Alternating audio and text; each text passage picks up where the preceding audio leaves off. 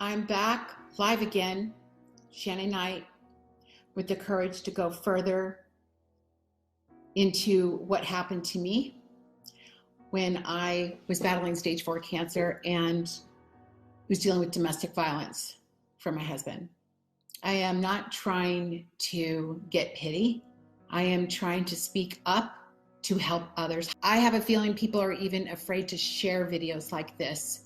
This whole thing with domestic violence and physical abuse, and imagining even family members, imagining their daughter, their sister, their niece going through domestic violence while they are being treated for cancer at stage 4 is not a happy topic. Nobody wants to look at it. It makes them sick to their stomach. I've even got cousins. Nobody talks about it. It's hush, hush, hush. Nobody talks about it. And it makes the problem worse.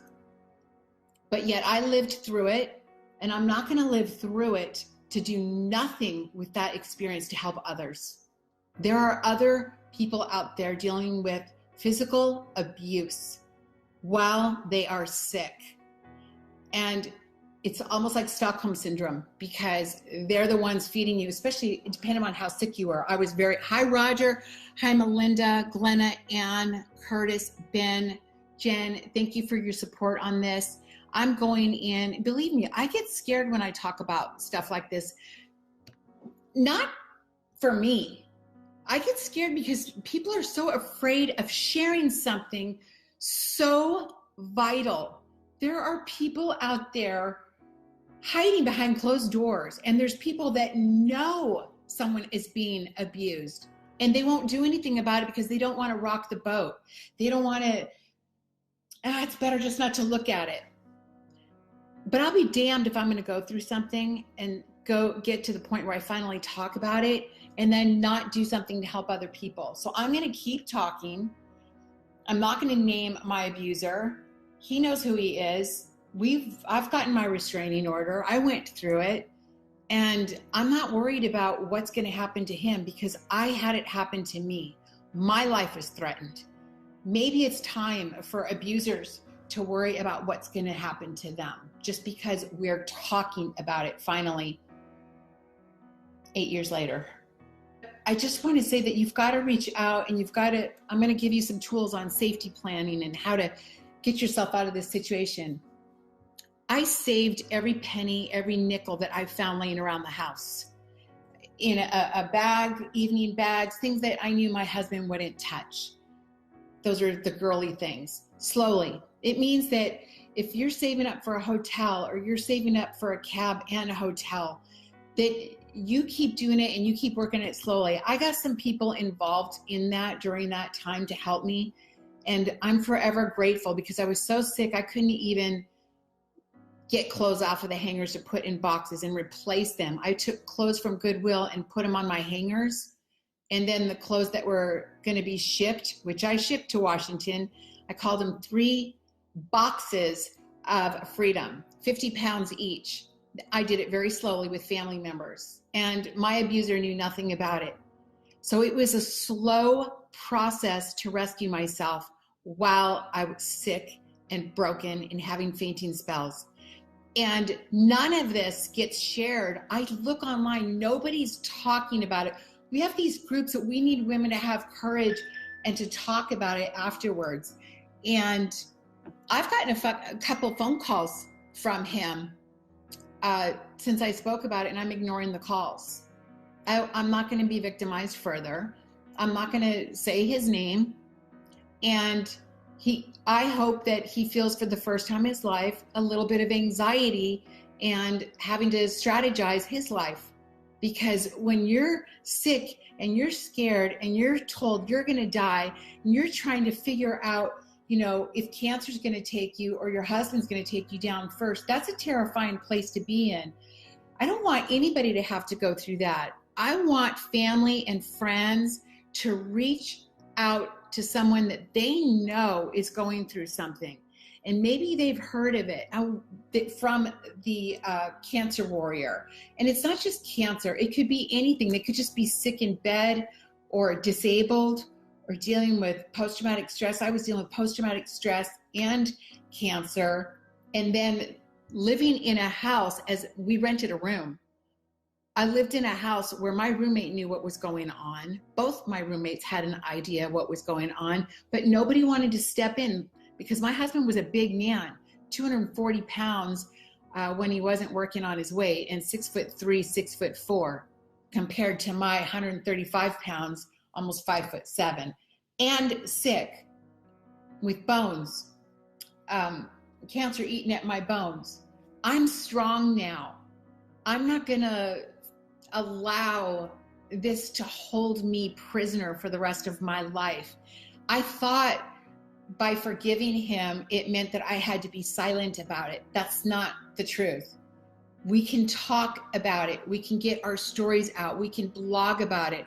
We can go live about it. And you can surround yourself, like I have, with strong friendships, people that you can count on to be there, that aren't going to turn their back and go like a family member saying, I don't want to get involved. I don't know the whole story. The whole story is simple.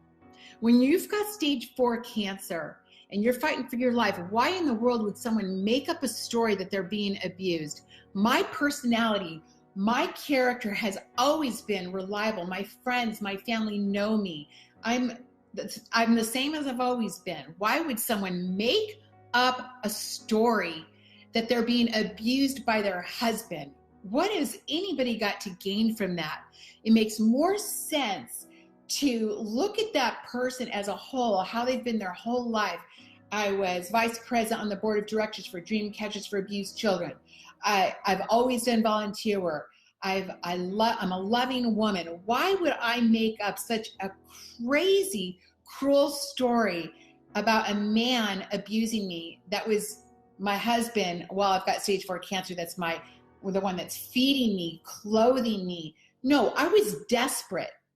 So if someone reaches out to you and they're desperately and scared, trying to get you to believe them, you believe them. You don't believe the man that's saying, well, she's got cancer. She's crazy. It's her pain medication. I know I'm not going to ever get that apology, but I've already forgiven you for what you did to me.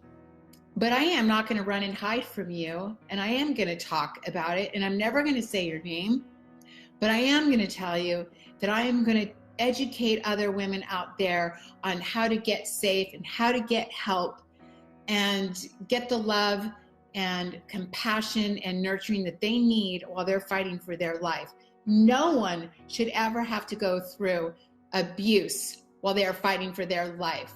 This is the one type of video that doesn't get shared. It's almost like it's a dirty subject. Nobody wants to even touch it. They don't even know what to comment on. And this explains what we go through when we're being abused, why the feedback is, no, my brother.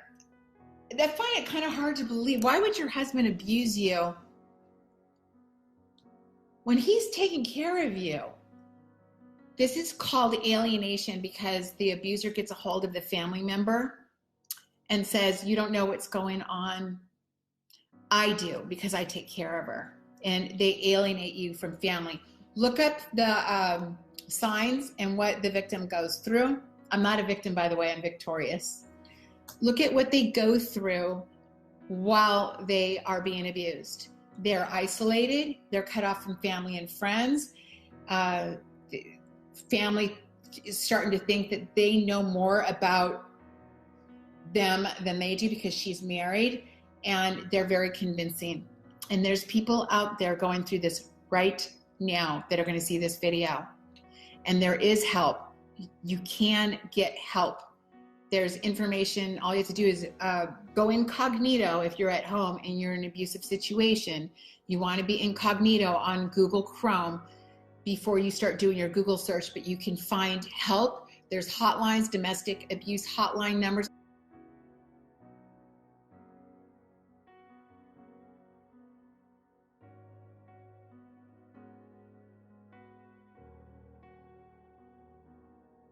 We were talking about domestic violence. We're talking about the big dark secret that we're supposed to hide when we're sick and we need help the most. We're talking about 8 years later, talking about domestic violence openly. And the more you talk about it, the more courageous you're going to get. like I said, I've already been contacted a couple of times, and I'm not answering the phone. I'm waiting to see if I can get some voicemails and hold on to those, because I'm not going to let myself become victimized again. I'm going to stay strong in my truth, the absolute truth, as God is my witness, and not worry about what my son thinks. My son was embarrassed to hear about it. Maybe it's because I looked weak. I don't know, but I love my kids and I don't blame them. I'm not going to worry about whether someone believes if I'm telling the truth or not. Not going to. All I care about is the people that I can help. The people. Cheryl, hi. You are just so beautiful and love that you're reaching out to me, people. Oh, thank you so much. Thank you. It's not easy being brave. I am shaking as I am talking, and I am not going to stop talking. It's not my problem to worry about what the abuser is going to do, to worry about. I've had people go, well, aren't you afraid? I'll have family members going, God, I was so worried about you talking about that. You know, worried. I don't want you worrying about me. I want you to worry about the people out there that are going through it at the beginning of this, and they have no family love and support because everybody's, it's too embarrassing to talk about. We have to have a perfect family. No, there is no such thing as any perfect family. I've talked to so many different women who are fighting cancer, and the family dynamics are off the charts of what dysfunction is, that I can't compare anymore my family to their family. Everybody's a little bit screwed up. Everybody's got a little bit of dysfunction. All that matters is that we are loving one another, that we are believing them. Believe me, truth is stranger than fiction.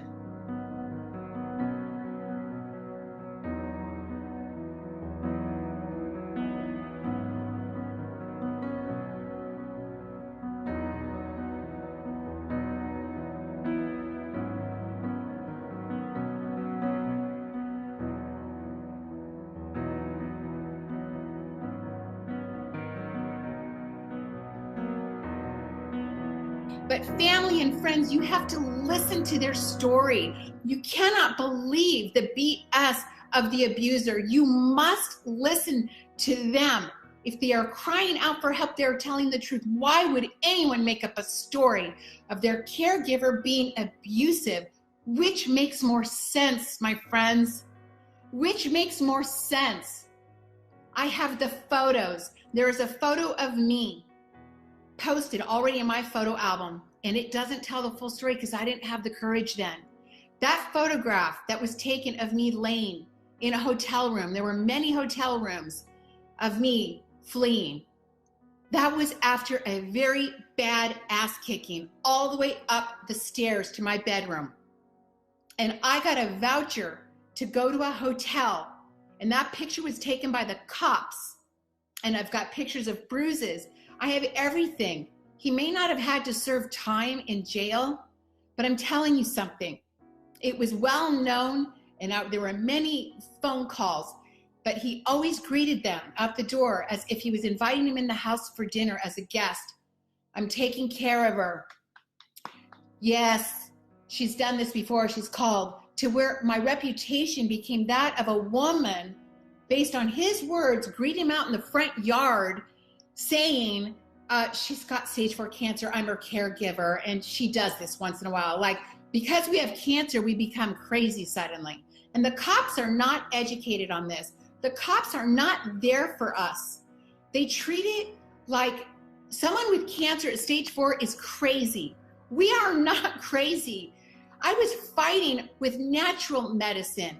I wasn't on chemotherapy, but the cops hear cancer in America and they automatically assume she must be doing chemo. The abuser, her husband, God help him. Not only is he taking care of the poor thing, but she's calling the cops on him with false allegations. This is not true. And I've got these stories coming in my inbox. You're out there. I'm praying for you. Listen, family. Listen, friends. Help them. Give up a room in your home. Give her a place to lay down in peace. Feed her, clothe her, and tell her you're there for her. Don't turn your back because you don't want to get involved. Get involved. Check the scene out. Visit the house more. I went through this because God must have known that I was going to come out hell on wheels a night. Kind of funny, I changed my name to Night. Maybe that was prophetic. I don't know. But I'd like to be a knight for all of you girls and all of you guys, whoever's having trouble. But be there for them. Don't be embarrassed. Don't gossip about it behind their backs. Be there. Let him know that you are there and you are wise and that you're paying attention. Be there. And I'm going to talk more about this. And what I'm hoping for is that he just gets off Facebook and hides. Because I shouldn't have to hide anymore. I hid out during cancer, after cancer, and just tried to get a restraining order. And then, you know, he comes in with all of his guys, lawyers, millionaire lawyer, and I'm all by myself coughing up there. And I'm telling you, that's bullying. That's intimidation. I'm not worried about him anymore. I'm doing this, I'm coming out, not for you guys to go after him, but for all of you to help one person.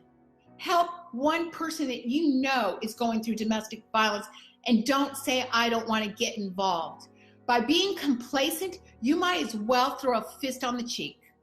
Person who is fighting for their life, I care about them more than I care about all of you who feel guilty because you didn't help someone that you knew was going through domestic violence. You have a chance right now to help somebody if you know about it. You can be the one that is their knight. Anyone that's been through the dark, anyone that's been through hell and back and has gotten out and said, I'm going to do something good with all of it, you are a knight. Thank you.